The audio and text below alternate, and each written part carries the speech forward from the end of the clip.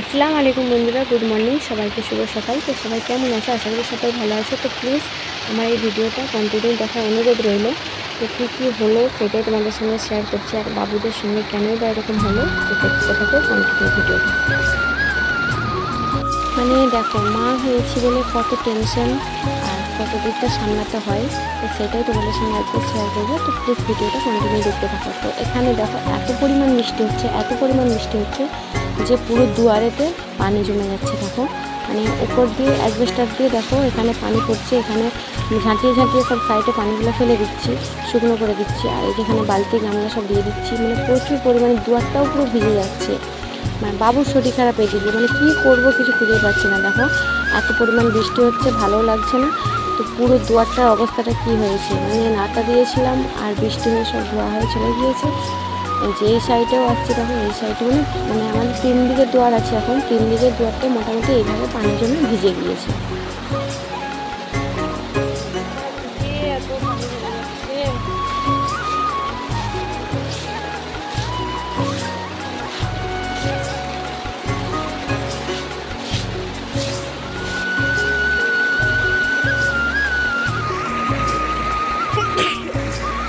তো দেখো এখানে মানে একের পর এক বিপদ হতেইছে, মানে কেউ ভালো নয়। দেখো এখানে দেখো বাবু সাইকেল নিয়ে যে কেমন অ্যাক্সিডেন্ট করে আসছে, কি অবস্থা, পুরো ওখানটা ডিপ হয়ে কেটে গিয়েছে। কি অবস্থা হয়েছে দেখেছো? মানে আমাকে একদম ভালো লাগে না, এরা যে কেন এরকম করে আর জানি না, আল্লাহ যে কেন ওদের উপরে রহম করছে না বুঝতেও পারছি না। তো আল্লাহ পাক যেটা ভালো ভেবেছে সেটাই করছে। তো এখানে দেখো ছোটো বাবুর অবস্থাটা, মানে ছোটো বাবুর এত পেটে ব্যথা করছে, আবার পায়খানা করছে, জ্বর, সবটাই মানে প্রচুর অসুবিধায় পড়ে গেছে। এক বড় বাবুর ওখানে হয়েছে, আবার ছোটো বাবুর এখানে।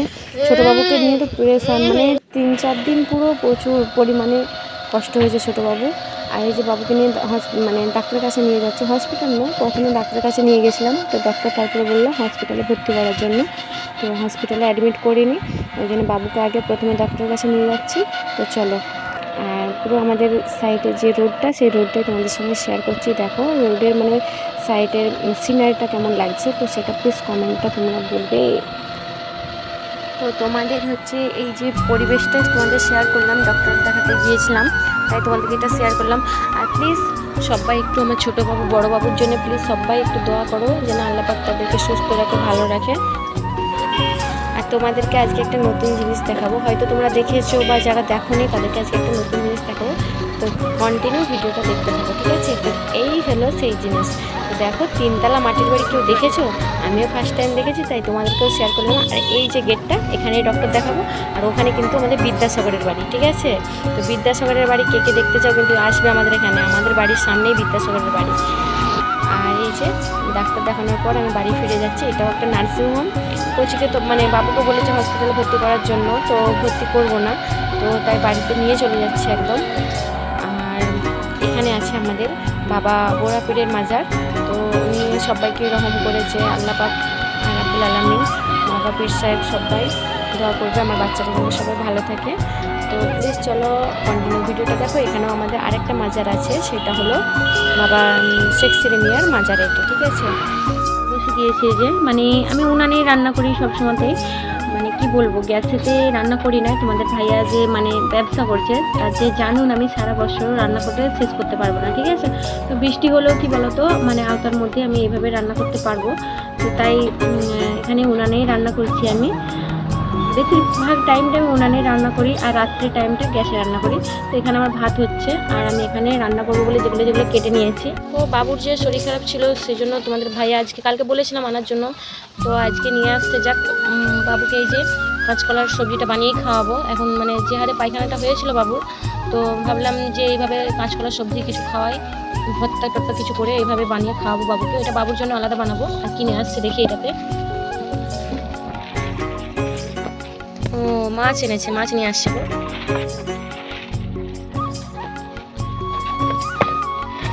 মাছ নিয়ে চলে আসছে, দেখো একদম কেটে নিয়ে রেডি করে নিয়ে আসছে। এই যে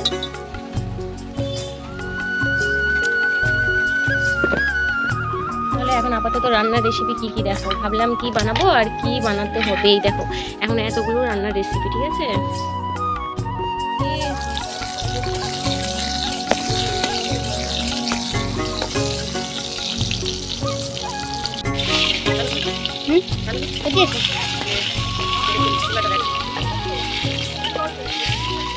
চুলাটা দেখাচ্ছি। হ্যাঁ ছেড়ে দিলাম।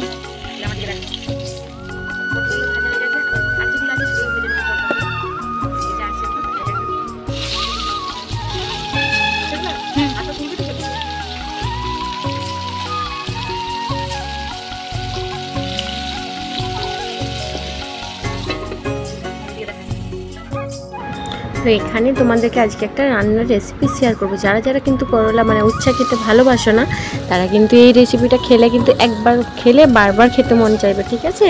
তো চলো কন্টিনিউ কিভাবে আমি এই উচ্ছে রেসিপিটা বানাচ্ছি সেটা দেখতে থাকো, ঠিক আছে? তো এখন আমি উচ্ছেটাকে নুন হলুদ দিয়ে ভালো করে একদম ভেজে নেব। বেশি করে তেল দিয়েছি, দেখতেই পাচ্ছ, ভালো করে তেল দিয়ে ভেজে নেব। ভেজে নেওয়ার পর এই যেটা কড়াই বসে দিয়েছি, কড়াইতে পেঁয়াজ লাল করে নেব।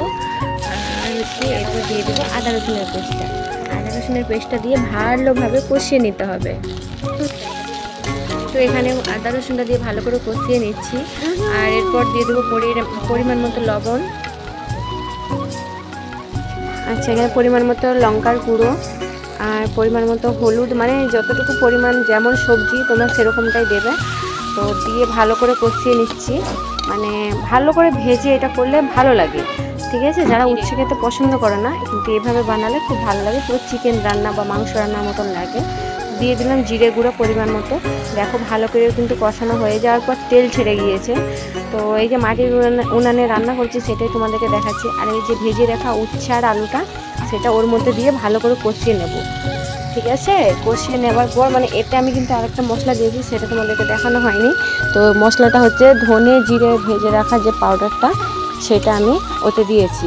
ভেজে রাখা পাউডারটা দিয়ে ভালো করে কষিয়ে নিচ্ছি। দেখো মানে কালারটা এমন আসছে যেন পুরো মাংসের রান্না, ঠিক আছে?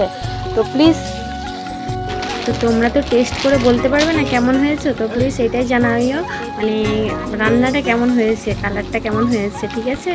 তো পুরো রান্নাটা হওয়ার পর তোমাদের কাছে ফিরে আসছি। তো দেখো অল্প পরিমাণে পানিটা দিয়েছি, বেশি পানি দেব না।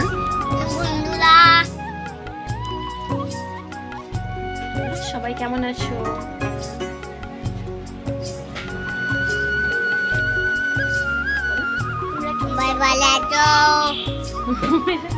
হ্যাঁ, সবাই ভালো আছে। তো আমার বাবু আল্লাহর মতো এখন ভালো আছে। দেখো না মামা মার সেখানে।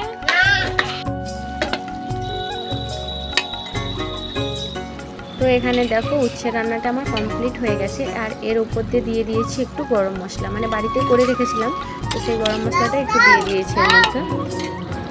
দিয়ে দেবো। দেখো তো কালারটা কেমন আসছে সেটাই কমেন্টে জানো। আর কিসের মতো লাগছে, মাংসের মতো নাকি এমনি উচ্ছে রান্না? প্লিজ যারা কিন্তু পছন্দ করে না, তারা কিন্তু এই উচ্ছে রান্না একবার খেলে বারবার খেতে ইচ্ছা করবে, ঠিক আছে বন্ধুরা? সবাই এইভাবে বানিয়ে খেয়ে দেখো আর কমেন্টে জানাও কেমন হয়েছে। নিজেরা বানিয়ে খেয়ে দেখবে আগে অবশ্যই, যে মানে আমার কথা শুনেই খাবে সেটা হচ্ছে বড় কথা নয়। রান্না করে নিয়ে আমার মানে রান্না পুরো কমপ্লিট, আর এখন বসে আছি। তো চলো ভিডিওটা কেমন লাগলো অবশ্যই কমেন্ট করে জানাবে। আর প্লিজ সবাই লাইক কমেন্ট শেয়ার করে দেবে। নতুন হলে চ্যানেলটাকে সাবস্ক্রাইব করে নিও। বাই বাই, আল্লাহ হাফিজ।